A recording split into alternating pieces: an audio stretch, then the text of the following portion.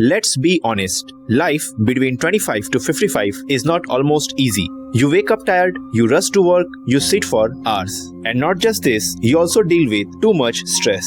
Deadlines, family responsibilities, lack of sleep. And still, you are expected to find time for fitness too. So, what do most people do in this situation? Of course, they choose walking. And the reason is, it's simple. And not just this, it's safe and it feels productive. But after a few weeks, frustration starts creeping in. You're walking every day, but still, your jeans don't fit any differently. Your stomach still hangs over the belt, and you still get out of breath while climbing stairs. And then you start wondering, maybe walking just does not work for me. But the truth is, walking is not the problem. The way you are walking is the main problem. And that's exactly why the 7-2-1 method was created. But hey, before knowing this new walking method, you need to understand why the old ones don't work and where they fail. Think about it this way. If you do the same thing every day, your body gets comfortable. And walking at the same speed every day is like listening to the same song on repeat mode. Eventually, your body knows exactly what's coming. Your heart rate stays predictable, your muscles face very little challenge, and your calorie burn becomes less impressive over time. And that's why changing intensity matters a lot. And that's where the first number comes in. And honestly, this is the most underestimated part of the entire method.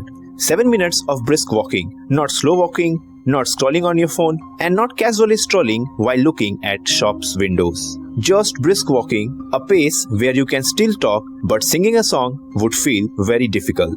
Now, you must think, how can 7 minutes of brisk walking help me lose belly fat? Yup, you're absolutely right. The reason is, this is where your body begins to wake up. Your muscles start demanding more oxygen, your circulation increases, and your body temperature rises.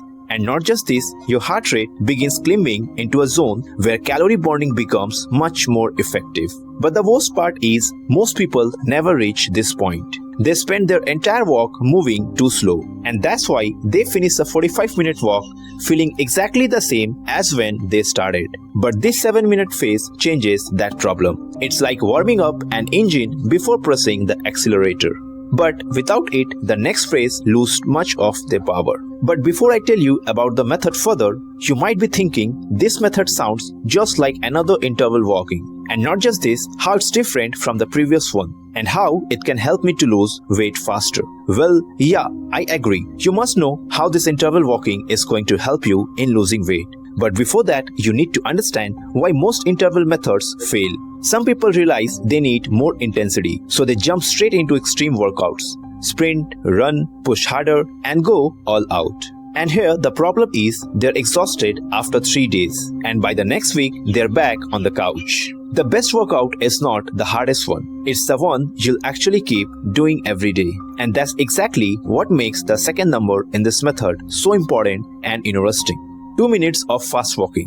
This is where your body stops cruising and starts walking. Your arms naturally swing harder, your breathing gets heavier, your heart rate rises noticeably, and this is important because belly fat does not respond well to comfort.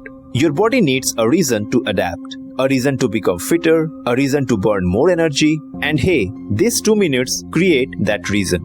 Think about your daily life. You spend hours while sitting, at a desk, in a car, on a sofa, and everywhere. The body becomes incredibly efficient at conserving energy. But fast walking temporarily flips that switch. Now, your body needs more oxygen, more blood flow, and more effort. And that means more calories being used. And what's interesting is that 2 minutes feels short, and that is intentional. Because if you see psychologically, almost everyone can push themselves for just 2 minutes. Even on busy day, even when motivation is low, even when they don't want to move. And that brings us to the final number, the number that most people don't expect.